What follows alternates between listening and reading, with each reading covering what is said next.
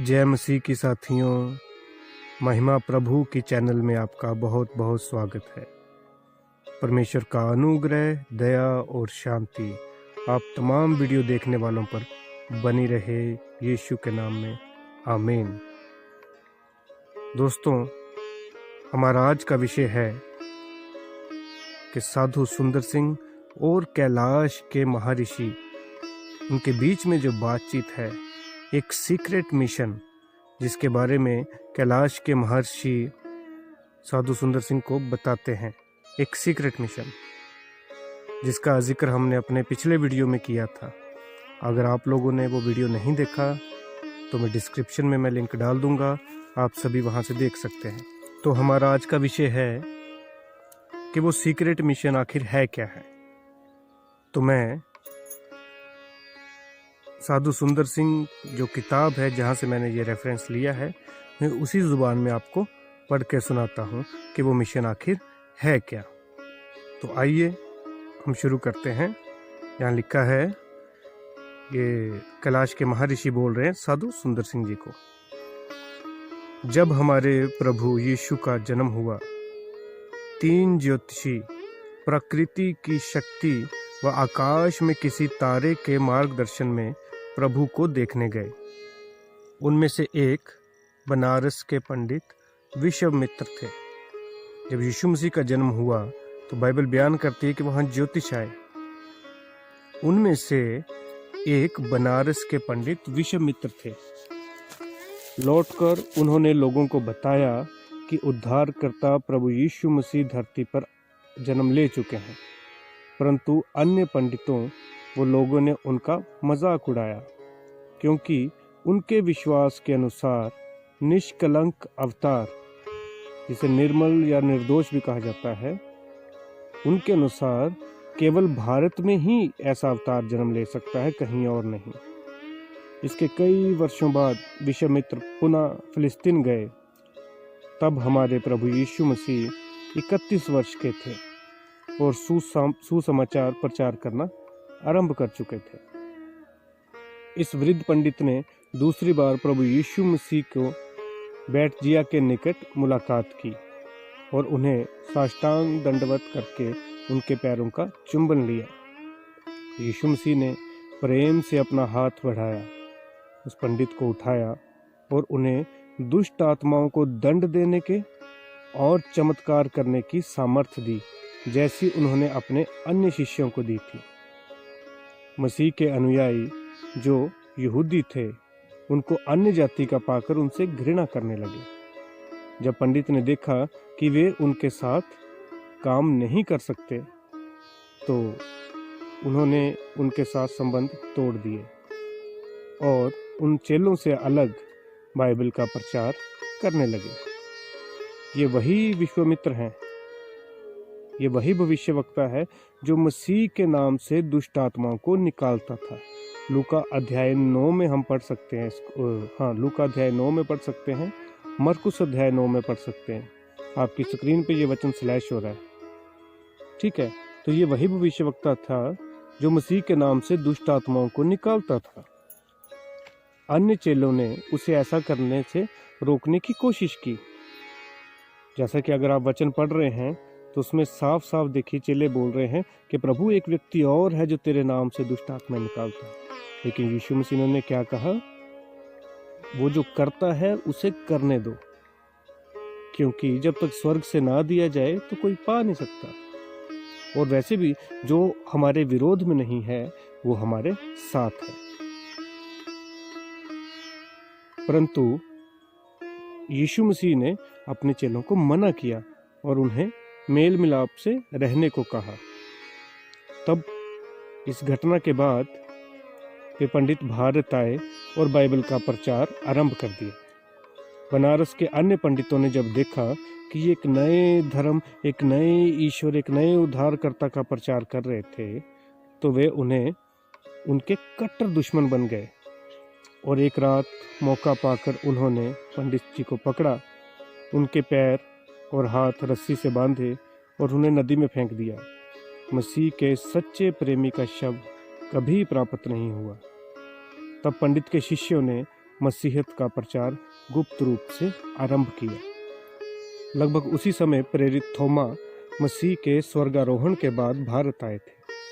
तब विश्वामित्र के शिष्य प्रेरित के पास जाकर, थोमा के पास जाकर रहने लगे और धीरे धीरे इनकी संख्या बढ़ने लगी। यीशु मसीह के बाद दूसरी शताब्दी में उन्होंने संस्कृत में बाइबल का अनुवाद किया, परंतु इसके कुछ समय पश्चात उनका उत्साह व लगन ठंडा पड़ गया और वे मध्य युग के रोमन कैथोलिक्स के समान सुस्त पड़ गए। जब विलियम कैरी और उनके समान मिशनरी जब भारत आए,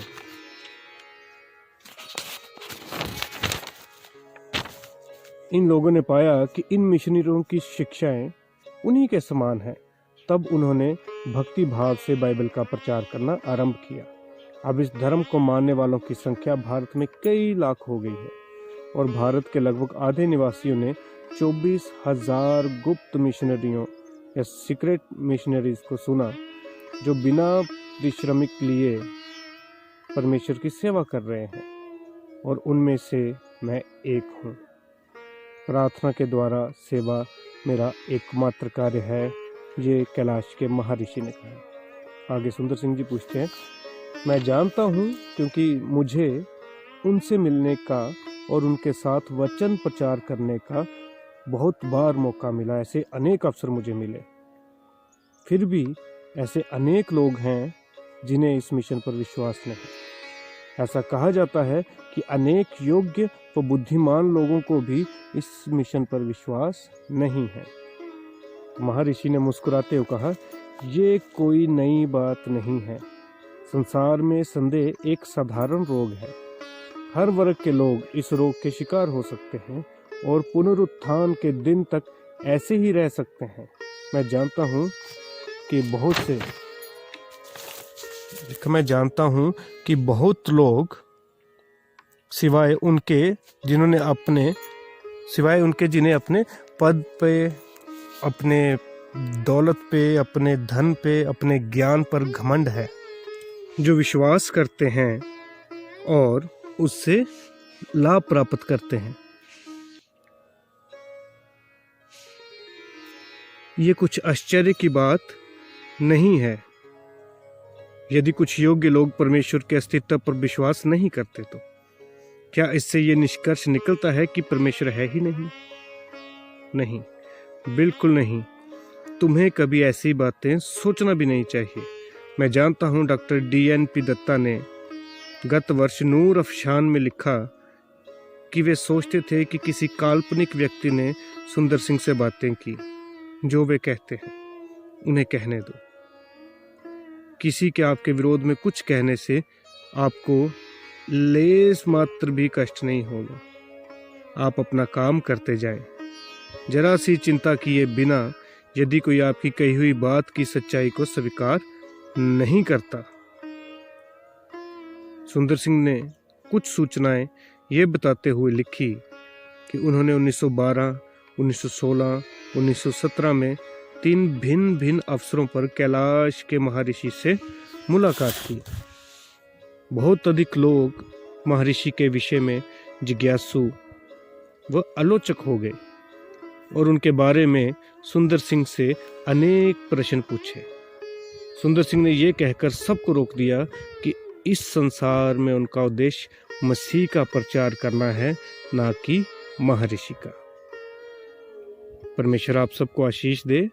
तो ये जो सीक्रेट मिशन के विषय में कैलाश के महर्षि और साधु सुंदर सिंह के बीच में जो बातचीत, ये जो वार्तालाप हो रहा है, ये सीक्रेट मिशन था उन ज्योतिषों के विषय में जो कि यीशु मसीह के जन्म पे गए थे, जिन्होंने अपनी सारी पोथियां, सोना चांदी लोबान सब कुछ प्रभु यीशु मसीह के चरणों में, उसी चरनी में समर्पित कर दिया था। उसमें से एक भारत के पंडित विश्वामित्र थे। वैसे तो आपने सारी कहानी सुन ही ली है, ये सारी घटना मैंने पढ़ के आपको सुना ही दी है, लेकिन कुछ पिन पॉइंट्स हैं वो मैं आपके साथ डिस्कस कर लूँ। तो विश्वामित्र जी यीशु मसीह को जब वो चरनी में थे, अपनी माता की गोद में थे, उनकी मुलाकात तब हुई और उन्होंने वापस भारत आके अपने अन्य लोगों को, आस पड़ोस में अन्य पंडित को या उनके बहुत सारे शिष्य भी बनाए उन्होंने ये बताया कि जो उद्धार करता है वो जन्म ले चुके हैं, लेकिन उन लोगों ने उनका मजाक उड़ाया और उनकी बात को स्वीकार नहीं किया। और उसके 30-31 साल बाद ये फिर फिलिस्तीन गए और इन्होंने यीशु मसीह को साक्षात देखा, उनसे बात की, और यीशु मसीह ने जैसा कि उन्होंने अपने चेलों को अधिकार दिए थे, इन्हें भी वैसे ही अधिकार दे दिए। दुष्ट आत्माओं को निकालने के, बीमारियों को समर्थ के काम करने के अधिकार विश्वामित्र जी को भी दे दिए गए। और विश्वामित्र जी चाहते थे कि यीशु मसीह के जो चेले थे, यूहन्ना, पतरस, इन सब के साथ मिलके वो परमेश्वर की सेवा करे। लेकिन चेलों के बीच में ये बात थी कि ये गैर यहूदी है, ये अन्य जाति से है, उन्होंने उनको अपने साथ नहीं मिलाया।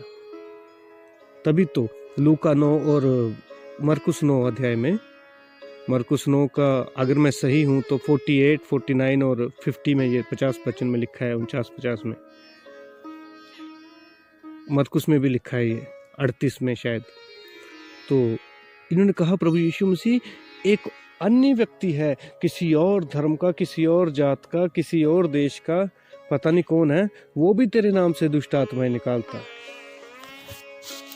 इन्होंने यीशु मसीह को बताया कि एक और व्यक्ति है जो परमेश्वर आपके नाम से दुष्ट आत्माएं निकालता है।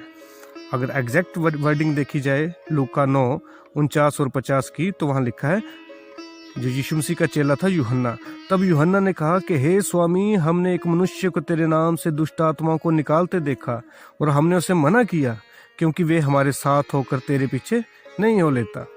यीशु ने उससे कहा, उन्हें मना मत करो, क्योंकि जो तुम्हारे विरोध में नहीं वे तुम्हारी ओर है। आमीन। तो यही वो मिशन था। और ये जो विश्वामित्र थे, इनको इनके अन्य पंडितों ने हाथ पैर बांध के नदी में फेंक दिया। आज दिन तक उनका शव, उनकी लाश बरामद नहीं हुई। लेकिन जो चेले विश्वामित्र ने बनाए थे, और ये वही समय था जब थोमा भारत आए, तो ये चेले थोमा से मिले और परमेश्वर का सुसमाचार गुप्त रूप से और प्रकट रूप से दोनों तरह से फैलता गया।